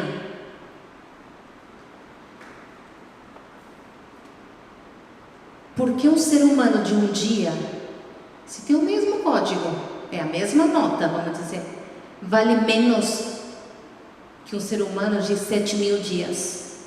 Se esse ser humano é assassinado, é femicídio, vai todo mundo para as ruas, eu também vou, porque eu não quero que ela morra. Mas se ela fosse assassinada com 22, com 56 dias, ninguém vai para a rua. Por quê? Porque esse aqui é uma coisinha feia que não tem olhos, esse aqui tem olhos, mas não conta para ninguém, fala que é um monte de células. Vai que a pessoa fica sensibilizada. Essa máscara é muito diferente dessa. Essa me lembra um pouco mais, né? Que tem um ser humano. Essa também é um ser humano. Mas a máscara não me lembra disso. Então, o critério é puramente estético. Uma geneticista me falou, como é que selecionam os embriões para ser colocado in vitro? O critério estético. Aquelas células mais gordinhas, sabe mais? Critério estético para selecionar pessoas. Desde 8 semanas de gestação, muito menor que aquele bebezinho, você já tinha suas digitais começando a se formar. Deus te lembrando que você é único, irrepetível. Eu gostaria de falar, o primeiro feminicídio acontece no ventre da mãe. Só que essa não tem campanha. Muitas mulheres na China, nem te falo. Na cultura de algumas culturas árabes, nem te falo. Se a mulher não quer, preferiam os homens. Por que eu falo disso? Porque realmente dentro da barriga o ser humano não tem valor. Ao ponto de autorizar o nascimento, não vou colocar sangue, não tem nada de ruim, não se preocupe. O nascimento parcial. A criança pode estar de 9 meses,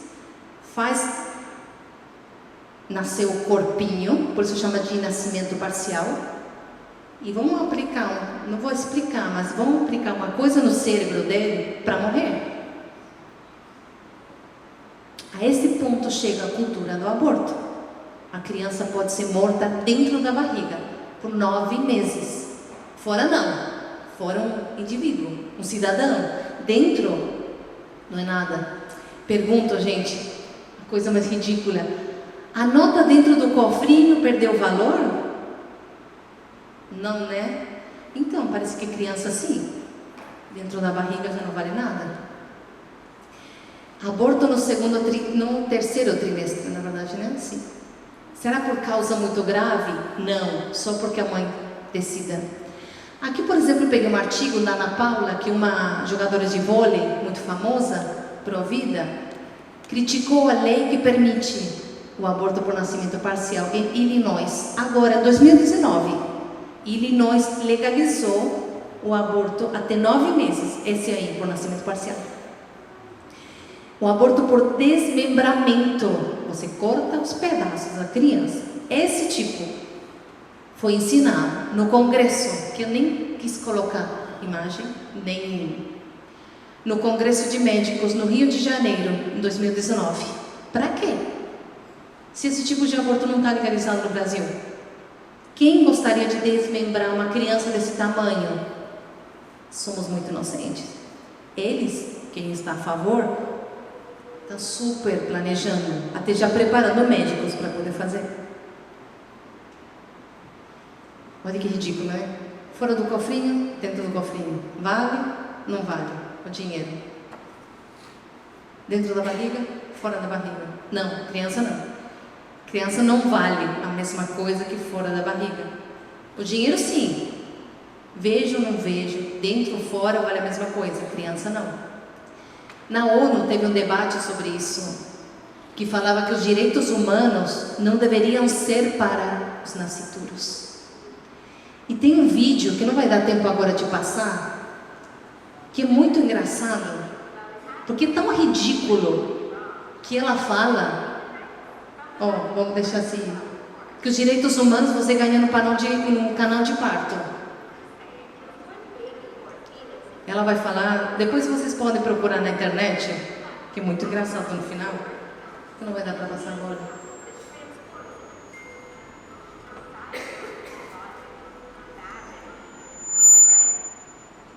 Lógica, mágica, direitos humanos. Ela coloca o bebê dentro do canal de parto e fala, não é humano, tira fora, é humano. Não tem direitos, tem direito. E assim de absurdo a questão dos direitos humanos. Dentro não é pessoa, fora é pessoa. Gente, qual a diferença então de matar antes e depois de sair? Um bebê de 9 meses? Não tem. Então, como a cultura de morte não para, será que tem gente querendo matar criança depois de que nasceu? Porque muitas vezes tem doença que não dá para identificar dentro da barriga. E se nasceu, você percebeu que era Down, vai fazer o que agora? Olha isso. Prática do aborto pós-nascimento ganha defensores no meio acadêmico.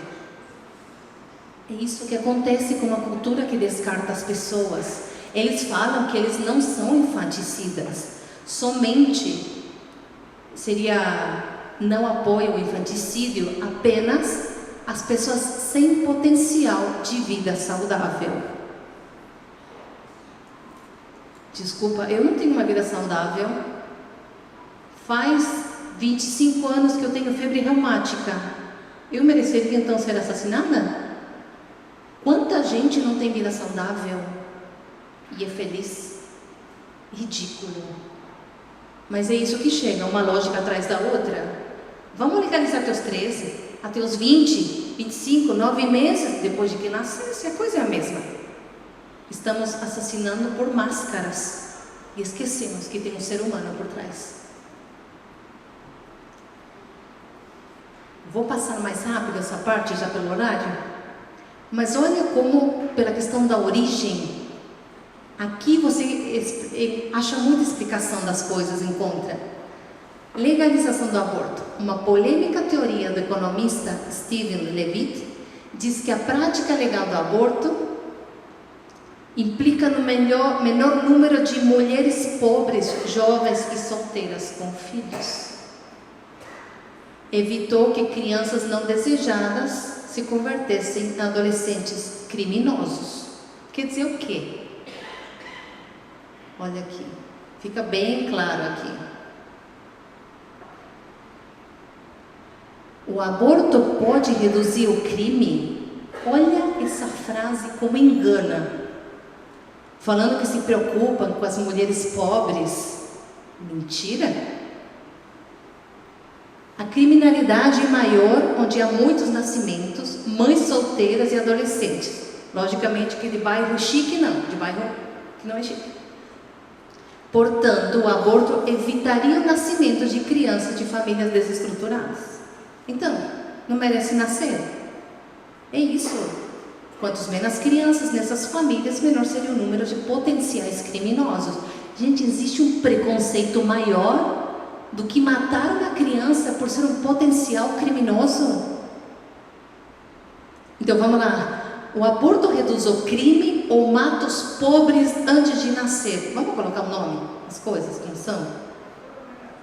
A preocupação é com as mulheres pobres ou com que os filhos delas não nasçam? Essa é a verdade. E esse Levitt é um doidinho que ninguém escuta? Não. Ele é vencedor do Prêmio Nobel de Economia e ganhou a medalha John Clark, concedida ao mais destacado economista com menos de 40 anos. Dá para entender por onde que vem, às vezes, os interesses? Imagina a América do Sul. Quem vai querer que a gente se reproduza? Nós que temos tantos recursos naturais? Lógico que não. Bom, no Brasil já tem um replicando, né? O Gabriel Hartung também sugere que a legalização do aborto seria alternativa para reduzir altos índices de criminalidade.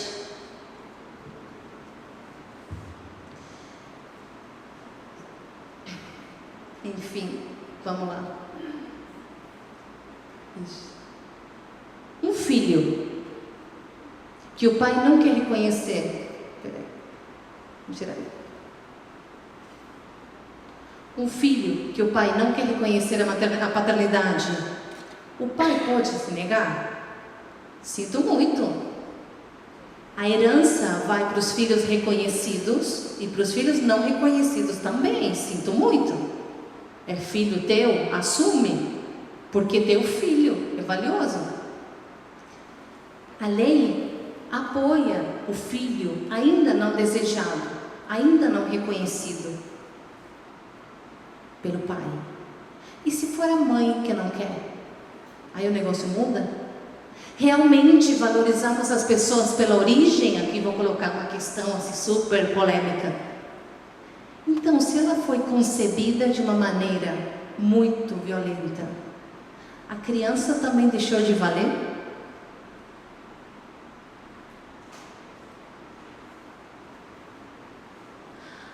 O valor do filho não depende do desejo dos pais. Se foi concebida em estupro, a criança merece ser morta. Se a mulher ainda que foi estuprada, que com isso já sofre muito, ainda merece passar pelo castigo de um aborto? Só recomenda isso quem não tem noção do que é fazer um aborto. Porque mulher que já passou por um estupro, ainda com aborto, as poucas estatísticas que existem falam que o trauma piora muito mais ainda. E eu ouvi de uma mulher que abortou sendo estuprada, que ela falou assim: do estupro eu já nem me lembro, do aborto não me esqueço. Do estupro eu era vítima, do aborto eu me sinto culpada. Então, antes de achar, vamos perguntar para quem já passou por isso, como é que ficou? Quem dessas pessoas a lei permitiria? Vamos lá. Quem dessas duas loiras estrangeiras? A Rebeca. Rebeca, essa mulher que está aqui, ela foi gerada em estupro. E a mãe falou: filha, eu não te abortei porque a lei não permitia. E ela vai pelo mundo falando: eu não sou filha de um estupro, eu sou filha de uma vítima de estupro. Minha mãe e eu somos as vítimas. Essa mulher que foi estuprada, desculpa se tiver alguém aqui, mas merece todo o apoio do mundo para que esse sofrimento seja menor, para que esse estupro não continue acontecendo, porque a maioria é familiares, parentes ou amigos. Ela é mandada abortar, o negócio fica silenciando e ela volta a ser estuprada. E aí? Quem colocou esse estuprador preso onde ele deveria estar? Ninguém faz. Mas a criança que não tem nada a ver, ela é condenada à morte. E a mãe a traumas pós-aborto? Não tem lógica. O que a lei atual, na Argentina, no Brasil e em vários países, permite. Desculpa questionar. Acho que tem direito, né? De questionar, pelo menos. Ela fala: eu percebi que era descartável por causa do modo como fui concebida. Lembra que a gente falou de um dono maior que pode destruir o filho de outro? Isso aconteceu agora, gente, em fevereiro de 2020. Esse moço que está aqui, ele fez uma campanha para pedir apoio, porque a namorada queria assassinar o filho dele, com 7 meses. E ela conseguiu. Os dois tinham planejado o bebê, até os 6 meses estava tudo legal. A sogra começou a fazer a cabeça da menina. A menina foi com 7 meses e matou o filho que ele queria ter. Então a gente chega até esse ponto, que uma pessoa tem direito de matar o filho de outro. Por quê? Porque ela falou que ia ter sofrimento psicológico. E ela fez um aborto com mais. Isso aqui é quase 5, 6, com 7. Imagina o que ela sofreu. Coitada dessa moça. Porque eu garanto que não foi nem ela que queria. Foi a mãe que pressionou. Em todos os tratados, por exemplo, tem uma lei que proíbe a pena de morte para gestantes. Porque a criança não tem culpa, né, do que a mãe fez. Ah, mas no caso de estupro, a criança tem culpa do que o pai fez? Aí sim. Dá para ver que não tem lógica? Bom, enfim, o Tratado sobre os Direitos da Criança na ONU está garantido que tem que ser antes e depois de nascer, desde o momento da concepção, no Pacto de São José de Costa Rica. Então, realmente são inconstitucionais. Então, a vida humana não depende de características físicas, temporais, circunstâncias. Todo ser humano vale a pena. Todo ser humano é irmão nosso, em humanidade, em dignidade. Afinal, a gente quer igualdade ou não entre as pessoas? O primeiro direito tem que ser o direito à vida. Porque senão, se a gente não continuar vivendo, como que vai garantir os outros? Não há outros direitos possíveis se primeiro não houver direito a se manter com vida, porque estamos falando de pessoas que já existem. O ser humano não tem preço, porque não é um objeto. Não pode ser usado para algo, sei lá, cumprir o desejo dos pais. Não é uma coisa sobre a qual a gente pode decidir. Ele é um fim, é um bem em si mesmo, não é um objeto. Por isso todo ser humano é valioso, porque ele tem dignidade. Isso exige respeito. Essa moça aqui, várias vezes tentaram abortar ela, porque a mãe ficou grávida com câncer e atrapalhou o tratamento. A mãe continuou. Vai ficar com sequelas. A mãe continuou. Vai morrer, mata antes, aborta, nasceu. Você vai morrer daqui a pouco, essa criança vai ficar sem mãe. A mãe viveu, tinha 2 anos de vida, viveu mais 10. E ela falou que o motivo de vida dela era a filha. E essa foi a mulher que chama Nair, que lutou para que os médicos não fizessem um aborto dela no Hospital São Francisco. Vejam como toda a vida vale a pena. A gente não sabe por quê, mas se você deixar viver, você vai entender depois. Vida e amor juntos dão sentido a qualquer sofrimento. Isso eu posso falar por experiência. Eu não tive morte de filho, eu tive morte de esposo. Eu sei o que é um luto fortíssimo. Mas passado com amor, todo sofrimento tem sentido. E ressignifica a vida. Esse bebezinho fofo é uma careta, gente. Ele não tem cabeça. Se somente visse isso eu gostaria e desse assim, então já não quero, então você ainda continua com esses critérios utilitaristas na cabeça.